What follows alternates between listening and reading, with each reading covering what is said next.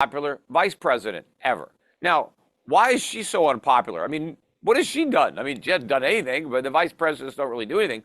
But why are the Biden and Harris so unpopular? Well, the answer is because the economy is lousy and they're getting the blame. And in fact, when you look at the polls, where Biden scores lowest is on the economy. And what's the main problem is inflation. Inflation is robbing people of their purchasing power. And the reason we have so much inflation is because we have so much government. An inflation problem is a government problem because government pays for spending by creating inflation. The central bank helps the government by monetizing debt, quantitative easing, keeping interest rates artificially low to stimulate demand and consumption. And this is why prices are going up.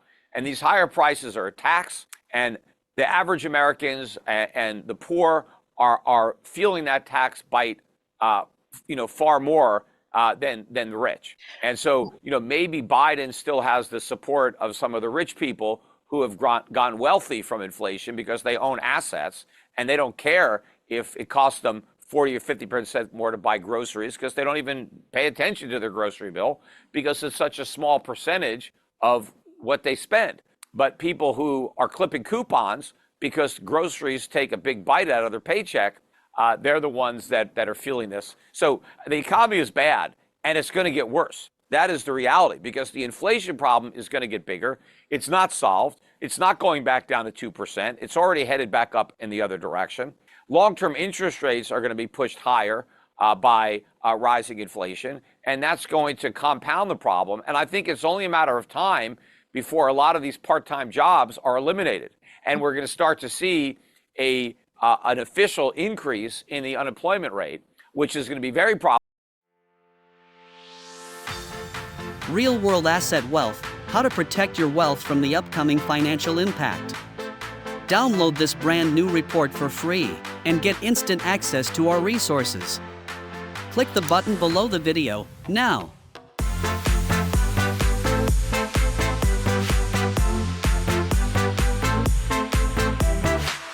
Problematic because now it's going to be stagflation. I mean, I think we're already there, but now the statistics are going to bear that out.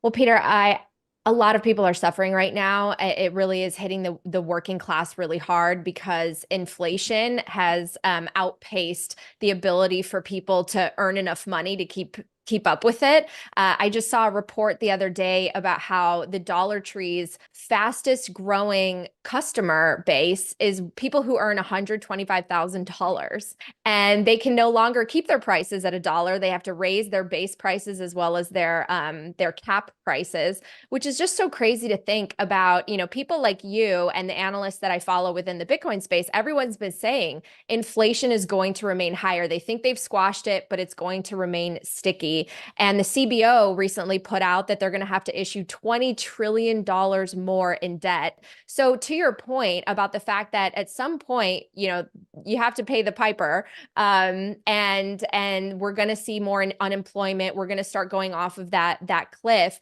How are they going to thread the needle in this election year where arguably, to some of your earlier points, they really want to keep things sort of taped together so that they remain in power? Yeah, I mean, it's not so much that it's just sticky, like, oh, this just little pesky inflation problem is sticking around. It's that the central bank spent over a decade flooding the economy with inflation. We had QE1, QE2, QE3. Interest rates were at zero for more than a decade. And so they really primed the pump. And so over the last couple of years, we're just starting to see the delayed reaction in the pricing structure to all that inflation. And so we've got years and years of catching up to do with respect to the monetary policy mistakes of the past. We haven't even caught up to the mistakes of the present. But the Fed never really moved interest rates into restrictive territory. I mean, it claims it did because it got them up to 5.25, 5.5.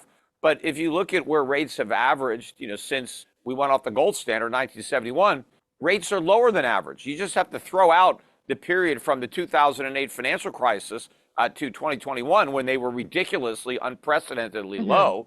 But if you compare the rates we have now to the 90s, to the 80s, to the 70s, to the 60s, they're low.